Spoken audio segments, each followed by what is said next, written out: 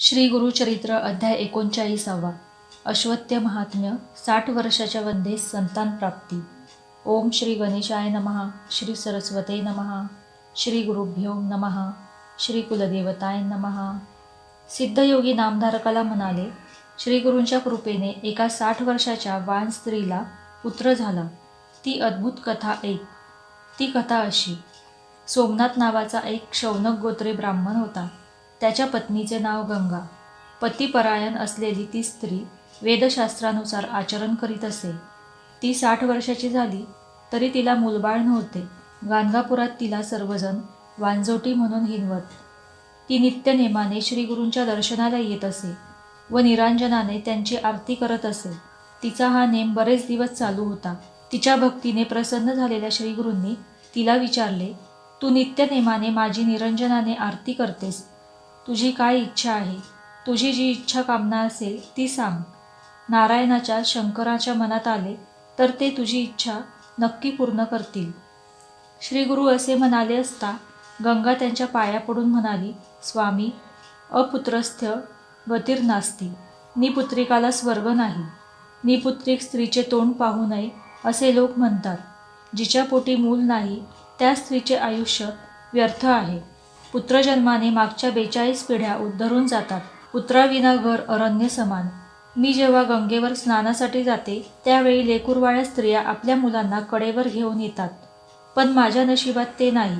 ज्यांना पुत्रपौत्र असतात त्यांना परलोक प्राप्ती होते. पण निपुत्रिकाला पिंडदान कोणी करत नसल्याने त्याला मुक्ती मिळत नाही. आता हा जन्म पुरे झाला, तो फुकट गेला. आता माझा पुढचा जन्म तरी सफल होईल. पुत्रप्राप्तीची माझी कामना पूर्ण होईल असा मला वर द्या. त्यावर श्रीगुरू हसून म्हणाले, पुढचा जन्म कोणी पाहिला आहे तेव्हा पुढच्या जन्माचे सोडून दे. तुला याच जन्मी सुलक्षणी कन्यापुत्र होतील यावर पूर्ण विश्वास ठेव. त्यावर ती स्त्री म्हणाली, स्वामी, हे काय सांगता? मला आता 60 वर्षे झाली. आजपर्यंत पुत्रप्राप्तीसाठी मी अनेक व्रतवैकल्ये केली, नवसायास केले, पिंपळाला प्रदक्षिणा घातल्या, सगळे काही मी विश्वासाने केले, पण कशाचा काही उपयोग झाला नाही. आजही मी अश्वत्थ्याला म्हणजेच पिंपळाला मूर्खपणाने प्रदक्षिणा घालीत आहे. या नाही तर पुढच्या जन्मी तरी अश्वत्थ सेवा फळाला यावी. आता मी 60 वर्षाची झाले, माझा विटाळही गेला. असे असतानाही याच जन्मी मला पुत्रप्राप्तीचा आशीर्वाद दिलात. तुमच्या शब्दांवर मी अविश्वास कसा दाखवू? श्री गुरु म्हणाले, अश्वत्थ सेवा महापुण्यकारक आहे. ती कधीही व्यर्थ जात नाही. तू अश्वत्थ्याची निंदा करू नकोस. आमच्यासह अश्वत्थ्याचीही तू सेवा कर. तुला नक्की पुत्रप्राप्ती होईल. आता आम्ही सांगतो तसे कर. तू नित्यनेमाने भीमा अमरजा संगमावर जा. तेथे अश्वत्थ वृक्ष आहे. आम्ही दररोज अनुष्ठानासाठी तेथे जात असतो. तेथे तू आमच्यासह अश्वत्थ्याची सेवा कर. तेथे अश्वत्थ रूपाने प्रत्यक्ष नारायणाचे वास्तव्य आहे. मला अश्वत्थ्याचे महात्म्य सांगा अशी त्या स्त्रीने विनंती केली असता श्री गुरु म्हणाले, अश्वत्थ्याची निंदा कधीही करू नये. त्याचे महात्म्य फार मोठे आहे. अश्वत्थ्याच्या ठिकाणी सर्व देवांचे वास्तव्य असते. एका अश्वत्थ्याच्या सेवेने सर्व देवांची सेवा केल्याचे फळ मिळते. ब्रह्मांड पुराणात प्रत्यक्ष ब्रह्मदेवांनी नारद मुनींना अश्वत्थ्याचे महात्म्य सांगितले आहे. एकदा त्रैलोक्य संचारी नारद मुनी फिरत फिरत पृथ्वीवर ऋषींच्या आश्रमात आले. नारद मुनींना पाहून सर्व ऋषींना अतिशय आनंद झाला. त्यांनी नारद मुनींचे उत्तम स्वागत केले. मुनिवर्य, आम्हाला अश्वत्थाचे महात्म्य सांगा अशी सर्व ऋषींनी विनंती केली असता नारद मुनी म्हणाले, प्रत्यक्ष ब्रह्मदेवांनी मला अश्वत्थ महात्म्य सांगितले आहे, तेच मी तुम्हाला सांगतो. अश्वत्थ म्हणजे प्रत्यक्ष नारायण होय. तो विष्णू स्वरूप आहे. त्याच्या मुळाशी ब्रह्मदेव, बुंध्यामध्ये विष्णू व शेंड्यावर रुद्राचे वास्तव्य असते. त्याच्या फांद्यांमध्ये दक्षिणेला शंकर, पश्चिमेला विष्णू, उत्तरेला ब्रह्मदेव व पूर्वेला इंद्रादी सर्व देवदेवता वास्तव्य करतात. त्याच्या सर्व शाखा फांद्यांवर आदित्य नित्य निवास करतो. त्याच्या मुळ्यांत गो, ब्राह्मण, सर्व ऋषी, वेद आणि यज्ञ यांचे वास्तव्य आहे. पूर्वेकडील शाखांवर सर्व नद्या व सप्तसागरांचे वास्तव्य आहे. ओंकार स्वरूप अश्वत्थ्याचे अ हे मूळ, उ म्हणजे बुंधा आणि म म्हणजे फळे फुले होत.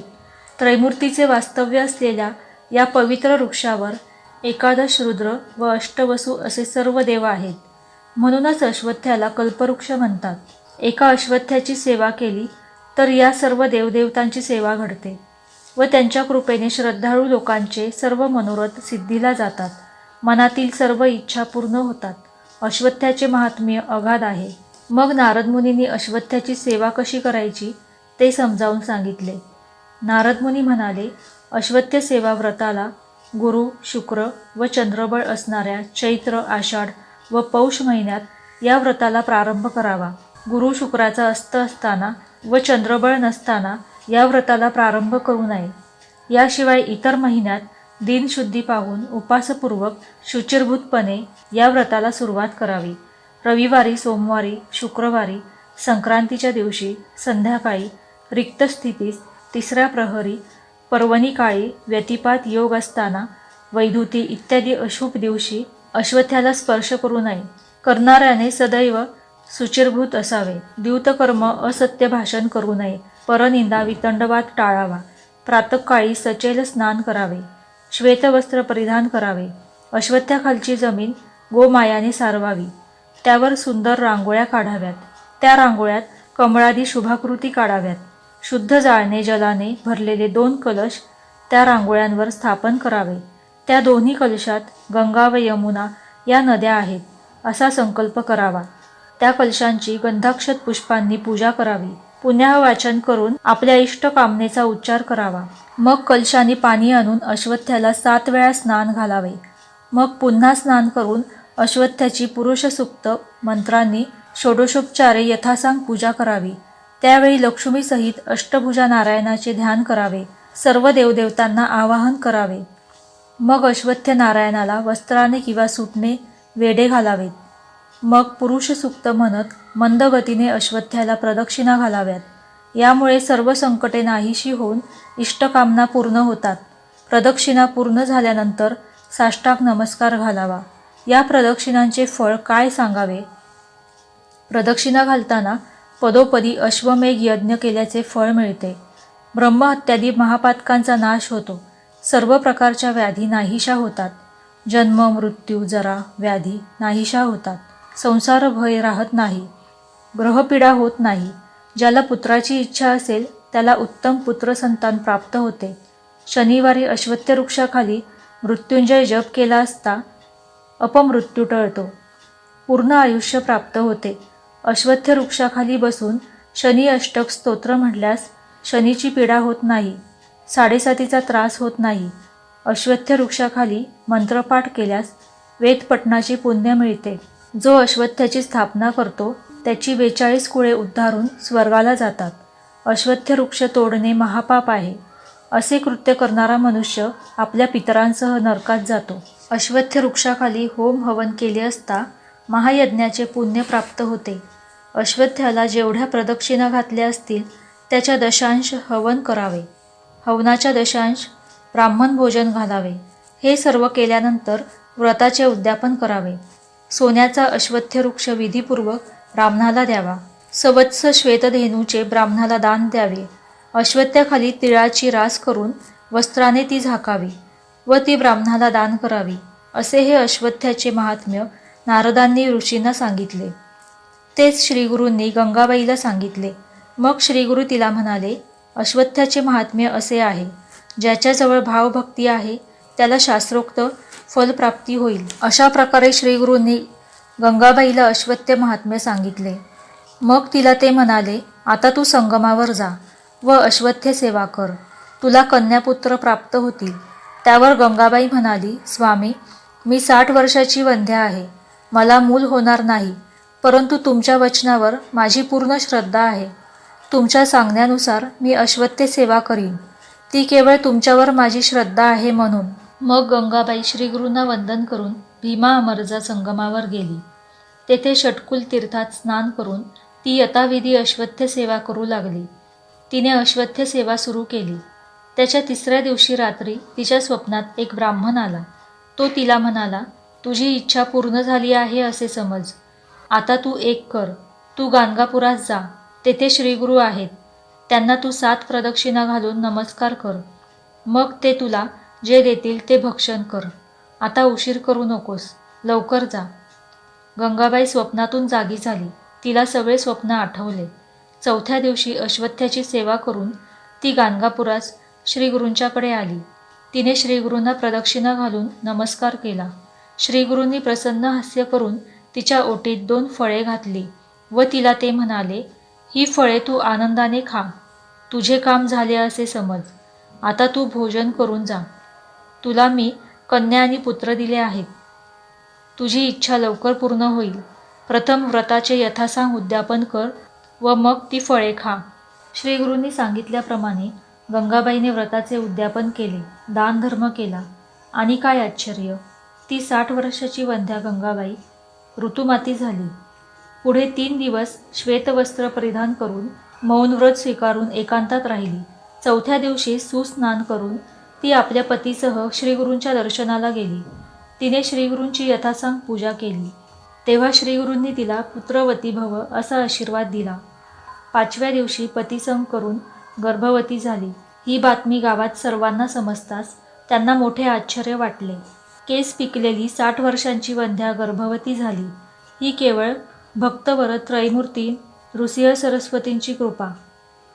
त्यांची मनोभावे सेवा केली असता अशक्य काय, याची सर्वांना खात्री पटली.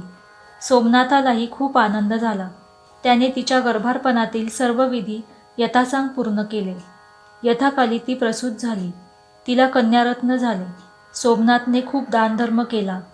10 दिवसांनी गंगा आणि सोमनाथ आपल्या कन्येला घेऊन श्रीगुरूंच्या दर्शनाला आली. त्यांनी आपल्या कन्येला श्रीगुरूंच्या पायावर घातले. तेव्हा प्रसन्न झालेल्या श्रीगुरूंनी आशीर्वाद दिला, ही तुमची कन्या शतायुषी होईल. हिला परमज्ञानी पती मिळेल.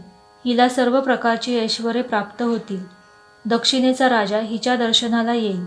हिला पुत्रपौत्र प्राप्त होतील. श्रीगुरूंनी असा आशीर्वाद दिला असता गंगाबाई हात जोडून म्हणाली, स्वामी, तुमच्या कृपाशीर्वादाने मला कन्या झाली. आता मला पुत्र व्हावा अशी इच्छा आहे. श्रीगुरू म्हणाले, तुला कसला पुत्र हवा आहे? परमज्ञानी असा हवा असेल तर तो अल्पायुषी 30 वर्ष जगेल. तुला दीर्घायुषी पुत्र हवा असेल तर तो मूर्ख असेल. गंगाबाई म्हणाली, स्वामी, मला मोठ्या योग्यतेचा ज्ञानी पुत्र हवा आहे. त्याला 5 पुत्र व्हावेत. श्रीगुरूंनी तथास्तु म्हणून तिला तसा वर दिला. गंगा आणि सोमनाथ यांना अतिशय आनंद झाला.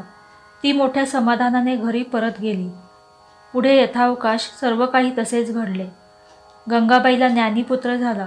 कन्येचेही भविष्य खरे ठरले. तिच्या पतीने मोठमोठे यज्ञ केले म्हणून त्याचे दीक्षित असे नाव सर्वत्र झाले. श्री गुरुकृपा अशी आहे, जेथे श्रद्धा आहे तेथे फळ आहे. म्हणून सरस्वती गंगाधर सांगतात, लोक हो, श्री गुरूंची मनोभावे सेवा करा, म्हणजे सर्व इच्छा पूर्ण होतील. अशा रीतीने श्री गुरुचरित्रामृतातील अश्वत्थ महात्म्य 60 वर्षाच्या वंध्येस संतान प्राप्ती नावाचा अध्याय 39वा समाप्त. श्री गुरु दत्तात्रयार्पणमस्तु. श्री स्वामी समर्थ. जय जय स्वामी समर्थ.